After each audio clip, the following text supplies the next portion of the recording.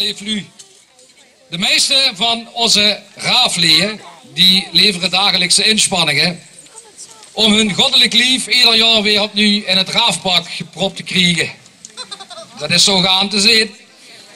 En voor andere raafleeën is de meest spannende activiteit ieder jaar de optocht met het gadetreffen. En we zijn dan ook blij dat de huidige atjes samen met de hoogheid Basse Eeste een groot sportevenement naar de wereldstad gehaald hebben. Een spel waarbij oog-handcoördinatie, een goed richtingsgevoel en een krachtig geplaatste worp essentieel is. Uithoudingsvermogen is minder belangrijk en er is ook drang bij betrokken, dus het is nu eigenlijk al het levelingsspelke voor de draaf. Dames en heren, de bierponggames. En we willen die kwaliteiten van onze atjes dan ook, is verrekt de lastig, tot het uiterste testen. En hebben daarvoor het grote blauwe bierpong XL in het leven geroepen. Joshua en Floris, kom eens even te veuren en leg het publiek eens uit wat die bierponggames precies inhouden. Ja man, kom maar naar voren. Ik zou willen vragen, want dit is een heel gevaarlijk spelke. Ik wil je niet nerveus maken, maar er kan een heleboel bij misgaan. Dus we moeten hier een klein beetje plaats creëren. Dus als er allemaal een klein beetje zo naar achter wilt gaan, een meterke of 2, 3, 4, dan kunnen de mannen alvast beginnen met opbouwen. Jongens, hier als adjudant heb natuurlijk een heel belangrijke taak. We hebben over ook het speurwerk gedaan. We zijn wel het een en ander te weten gekomen. Wie die beerponggames gaan, dat gaan we dadelijk wel ervaren. Veel interessanter zijn de verschillen die we hebben gezien. En dan, Joshua, ik zit er niet zo heel veel verschillen te benoemen. Maar bij de Bessems, daar is wel een groot verschil te zien. Ik weet niet, is pap Bessems ook hier? Zou er eventjes naar voren willen komen, want we willen even een vergelijk maken. Als adjudant, als Vlaris, zo is elke keer dat je Sean verzorgd is. Dus je zou maar Sean op. Kom maar eventjes naar boven. Stel dich eventjes op, neven de zoon. En dan vraag ik, ging eens even naar die twee mannen. Ze lijken erbij, maar dat is ook wel een groot verschil. Ik hoef het toch niet te benoemen. Maar de ene is volgens mij het langer bezig met zijn haren als de andere. Aangezien weer als ik het houden van dit kind is, hebben we natuurlijk voor dit wel gaat bedankt. En nu zal ze denken, we gaan ze het echt doen. We hebben overleg gehad met de pap en de mam en die houden zich uit, ik denk dat het er niet blij met is, maar hij zal het niet zo erg vinden. Dus het gaat er toch van gebeuren. Want als ze bij het raaf komt, dan moet ze wel een beetje geswanjeerd zijn. Dus ik zou je willen vragen, wil maar even zien een padje afzetten. Nee, voor u, kijk nog even goed naar de jong, want zien wilde lokken die gewoon er vandaan. Nee, stop maar. Maak je geen zorg. Daar heb ik het anders voor. Gewoon zo wie de traditie wil, wie het raaf. Ja, een klein stukje. Nee, zelfs dat niet. Nee, dit moest ze zo houden. Maar zo wie de traditie bij het raaf wil, houden we voor in het verleden elke keer voor de Bessems een kleine attentie. In de vorm vroeger, toen we allemaal nog jong waren. Maar we hebben vandaag ook diezelfde traditie weer in leven geroepen. Aangezien we het in het blauw hebben gegooid, hebben we vandaag ook een kleine speciale herinnering aan deze dag. Ik zou willen vragen, zou er hem naar voren willen brengen? Want die beerponggames, die kunnen nogal het rotzooi met zich metbrengen. En ook voor dit jaar in het blauwe Bessem. We mogen er zelf eventjes... Ja, dat mogen ze zelf uitzoeken. Je mag zelf eventjes kijken welke tot ze wenselijk vindt.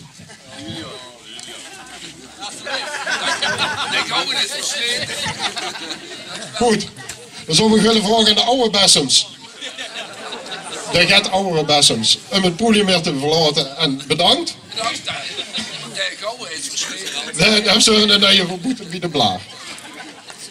Goed, dan gaan we weer met het programma. Dan geef ik even weer de microfoon terug aan mijn collega. En dan gaan we ons gereed maken voor de beerponggames. Ja, even kijken. Ja, leef nu. Geen wet dat het raaf altijd tempo maakt met het vlaggeesten. Maar dat de lengte van het programma altijd sterk afhankelijk is van de speech van onze oppervlaris. Sorry maar. Ja, daarom. Maar ik leid het vast in. En om te voorkomen dat de parkeerkosten daardoor van iedereen uit de klauwen gaan lopen, heeft het RAF gemeend om daar gaat aan te doen. En we hebben... Sorry jongens. Nee. Ja, we hebben weer als RAF belangeloos deze kosten op ons genomen. En kreeg je allemaal dadelijk tijdens de bierponggames het parkeergeld van het RAF terugbetaald. We gaan beginnen met de beerponggames. Mannen, mag ik even vragen om naar voren te komen? Neem even plaats. Vijg het maar even aan. Goed zo. Ik neem aan dat je zelf prima weet wie het spelje heet. We hebben het in het groot getrokken. We hebben een blauwe bal. En we gaan beginnen met de beerponggames. Voor de jullie die niet weten wat er aan vasthangt.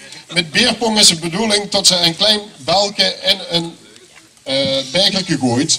En als ze het balkje in het bekertje van die concurrent gooit, dan is hij verplicht om het drankje op te drinken. We hebben dit in het goed getrokken. Begin maar alvast te gooien. Dan kan ik je vertellen. Dat moest wel de beter hun best doen, want we hebben niet de hele dag de titel. Zij moet achterin en anders dan tillen we. Ja, dan zeg ik van, hij gaat er dadelijk gewoon in. Terwijl de men gooien met beerpong is het dus de bedoeling dat er gedronken wordt. Daarom dat dit spelje voor het RAF ook het ideale spel is. We hebben gezocht naar allemaal versnaperingen die we ze kunnen aanbieden en ook gevangen. Nee, de vrouwen de tunkens toch het groter moeten trekken. Dan zou je toch zeggen, die mensen die hebben geoefend, maar... Het pak, ja. Ze zijn nog natuurlijk een beetje nerveus. Maar mannen, stop maar even, want de eerste versnapering die kunnen we al aanbieden. We hebben voor een blauwe Jägermeister. Ik moet heel eerlijk bekennen, we hebben gisteren tijdens de polenhouten heb al een beetje getast met de blauwe vloeistof. Er zijn al geen mensen naar de wc moeten gaan. Het is gewoon veilig, je kunt hem opdrinken. Ik weet niet of de mensen die naar de wc moeten gaan, of dat komt, inderdaad, door de blauwe kleurstof. Of dat komt door het eten van onze, wie heet dat man? De Snerrencommissie. Goed zo. Het mag door. Want de volgende versnapering die staat al voor klaar. Nou, de blauwe Jäger hebben we ook. Ja, zit er erin? De bal is weg. Nou, dat gaan we alleen door naar de versnaperingen. Want we hebben hier ook blauw beer. Ook dit, het is wel volkomen veilig. Je kunt het gewoon opdrinken, er kan niks met gebeuren. Dat is al wild. Zo'n prozit.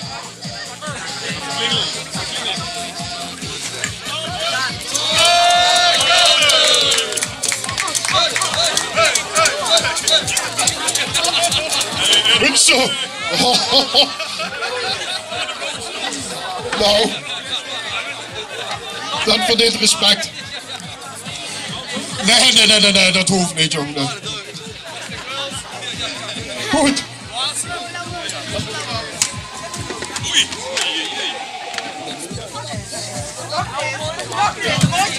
We kijken even naar de man van de muziek of de blueband ondertussen nog een klein intermezzo wilt spelen.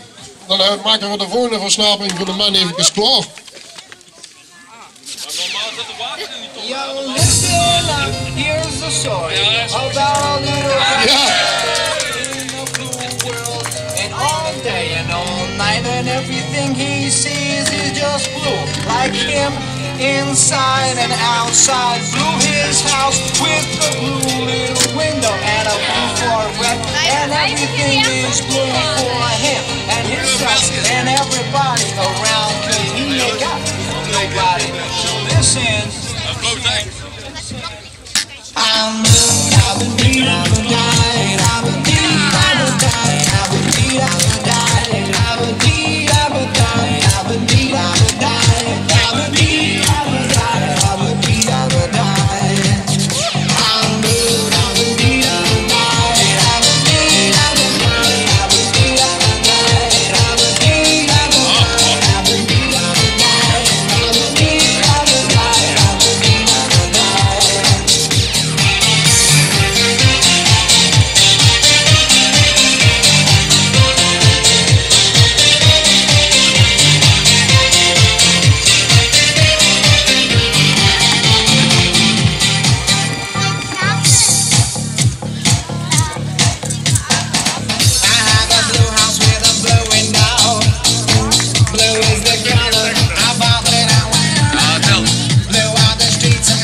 zo mannen.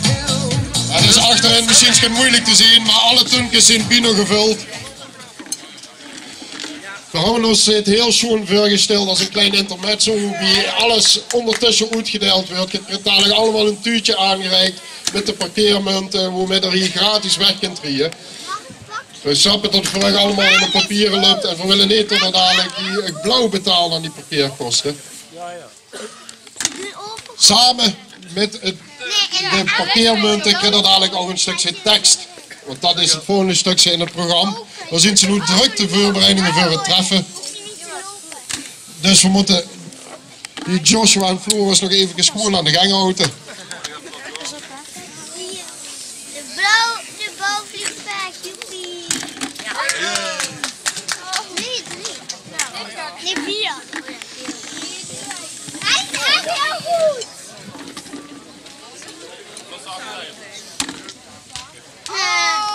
Voetballen. Goed zo mannen. Ik zou zeggen, je hebt genoeg gegooid. Kom even zien naar de bühne op. Ik ben dik tevreden. Goed zo. Je hebt bewezen.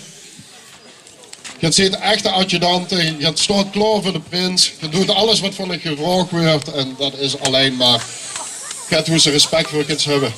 Was ze nog echt bang dat die harder aan gingen? Of dacht ze van...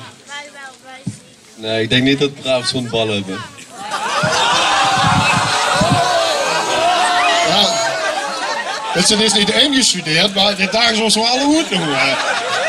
Ik bedoel, ja, het is ook allemaal aan te zien. Ik hoef niet stoerder te doen als ik ben. Inderdaad, ja, er zijn niet zo heel veel belkjes natuurlijk. Dus de schoenen schijnen al ophouden. Maar dit dagen zoals we alle goed, we gaan kijken of dat we nog een to-do eens kunnen uithalen. Nee man, bedankt, ik ga even terug. Want we gaan door in het programma. Dus we kijken even achter wie dat voorzien. Want onze prins en zijn 2 kameraden die spelen met Harvey de Smurfen elke tegenstander bont en blauw. En als ze aan die Smurfen denkt, dan denkt ze ook aan vader Abraham. We hebben vader Abraham benaderd, maar hij heeft waarschijnlijk geen e-mail, want hij heeft niks meer laten horen. Maar we hebben gezocht naar een alternatief. En we zijn terechtgekomen bij onze Limburgse vader Abraham. Want we zagen wel een kleine gelijkenis tussen George Wax en vader Abraham. En dan denk ik, ja, wat is die gelijkenis? Ja, ze hebben allebei een baard en ze schreven allebei nummers. Dat heeft George Wax ook voor ons gedaan. En samen met onze regimentszanger Ritchie Bax zijn we aan de slag gegaan. En Ritchie heeft ondersteuning nodig bij dat smurvenlied. Dus ik zou even willen vragen aan alle heren Flarissen of er even zo voor de bühne op wilt komen. En een kleine butenmars voor onze heren Flarissen. Een beetje vuur op.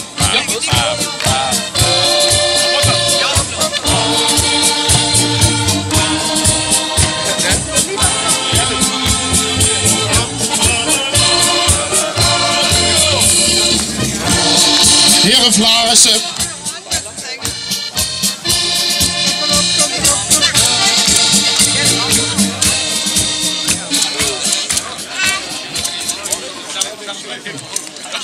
Kijk eens, we staan de mannen. Het zijn allemaal echte mannen. Zoetgevoelde stemgeluiden hebben ze allemaal een beetje de baan in de keel gehad. Ze hebben allemaal het zware stemgeluid. Maar het smurvenlied, dames en heren, hoe wordt dat gekenmerkt? Iedereen kent wel het stukje la la la la la la la la la la la la la la la la la la. Dankjewel. Maar dit is in een paar octaven te leeg.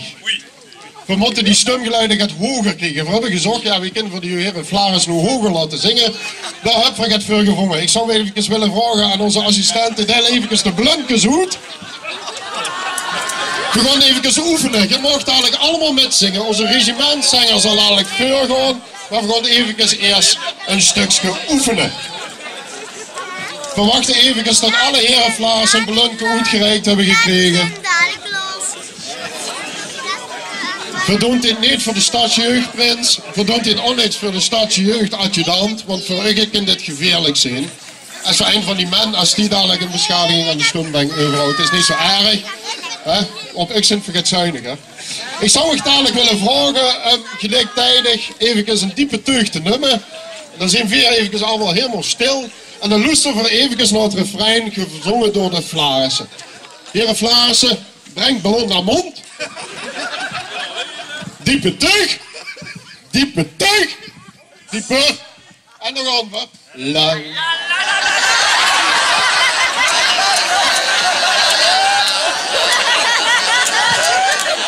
Goed zo.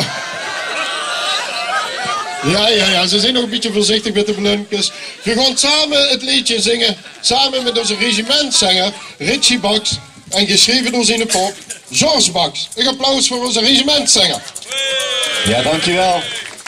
En het is ook een beetje vraag en antwoord. Dus als ik begin, hoe komen al die lu vandaan? Mag je er ook zingen? En dan zing je er dan het antwoord op. Gewoon van toes toe, halve aan. Prachtig. Laat maar komen.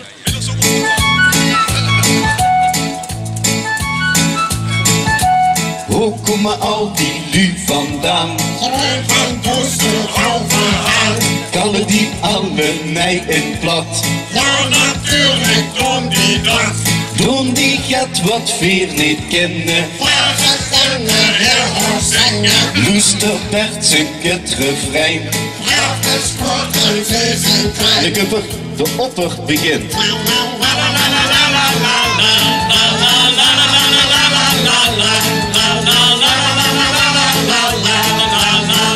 Ja, en de prins zingt maar nog.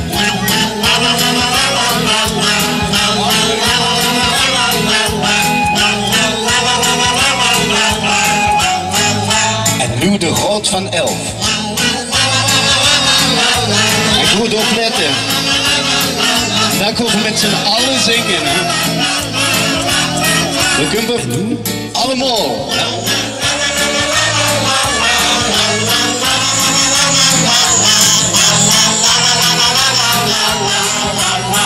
Ja, en door is de vlag, hè. Gewoon weer straks de vlag hier hijsen. Lup hier met een optocht met. Gaat hier vast de loven vieren. Vind hier Polonaise fijn. En dan gaan we weer de opper begint. Het gaat perfect, hè?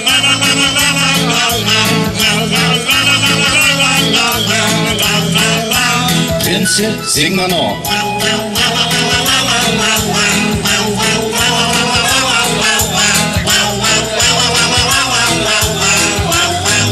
En nu de rood van 11.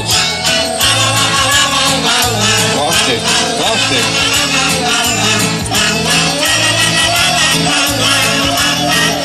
En nu allemaal.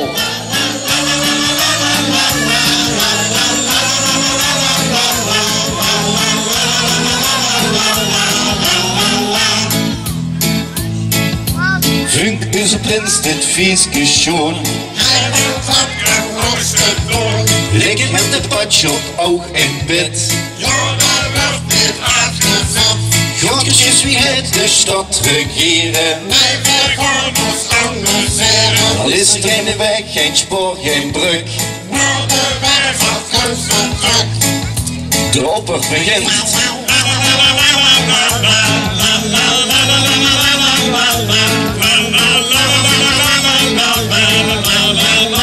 Prinsen, zing maar nog.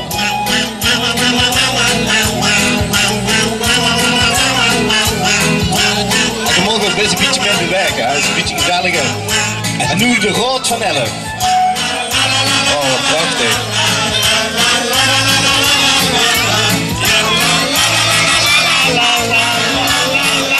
En nu allemaal.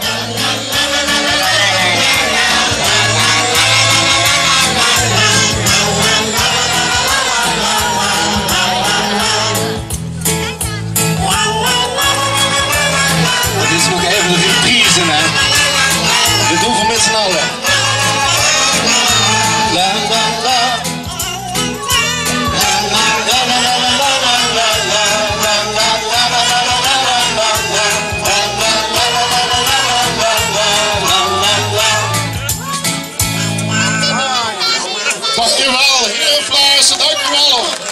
onze regiment zeggen, Ritchie Max. Goed, heren Vlaarsen. Dat was het. We mogen naar de buurt verlaten.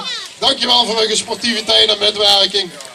We hebben achter nog 50 liter, dus je kunt nog een paar keer aan het heliumtankje.